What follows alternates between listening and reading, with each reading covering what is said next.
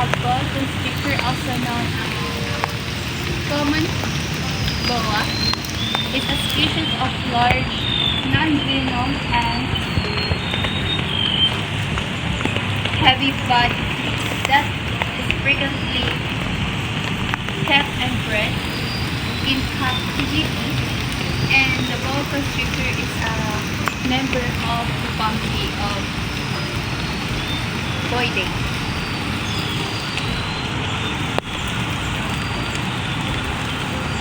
First, let's move forward to another animal here in wildlife. For our next destination here is Browniechite. These are different kinds of the Browniechite. This is a scientific name is Haliosturcentus, but its local name is Lawi. So this is the white-billed sea eagle. So white-billed sea eagle are not actually true eagle which have feathered legs. They are giant kites and near relatives of eagle. The white-billed sea eagle on display were confiscated, abandoned, and rescued. They are currently under the care of the Ninoy Aquino Parks and Wildlife Center. As you can see, this is a Peruvian eagle. Scientific name is Psittacotca jeffreyi. The local name is Aguila caribon. Conservation status critical endangered. The name for this wildlife is Kirby.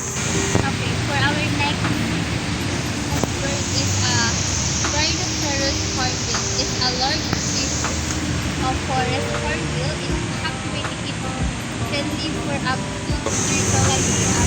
It exists. It commonly lives northern Saguaro and Saguarius at appendix to latitude.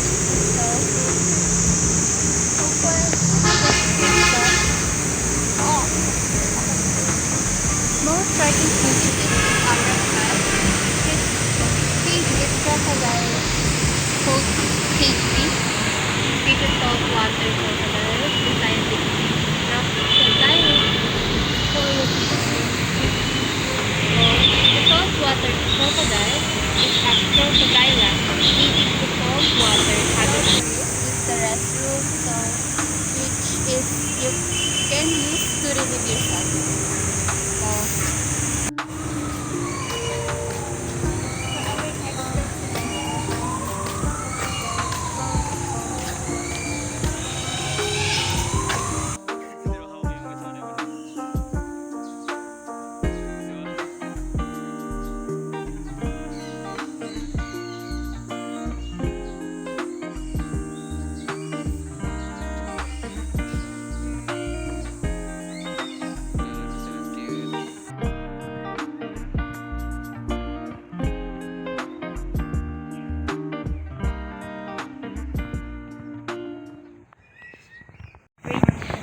that you can enjoy the view of wildlife.